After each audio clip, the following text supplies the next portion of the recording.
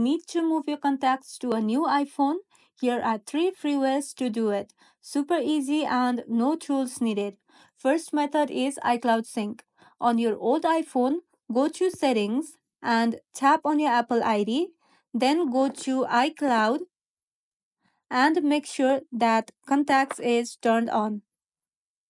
Now on your new iPhone, log in with the same Apple ID, then go to the same iCloud settings and turn on contacts.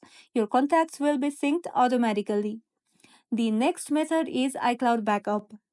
Still on your old iPhone, go back and tap on iCloud backup, then tap on backup now. After that, during setup on your new iPhone, choose Restore from iCloud Backup and select that backup. Everything, including contacts, will be transferred.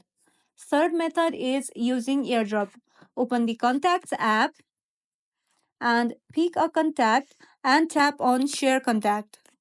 Then tap on Done and choose AirDrop from here, and tap your new iPhone when it shows up. You can do this for as many contacts as you like, but it's a bit slower for larger lists.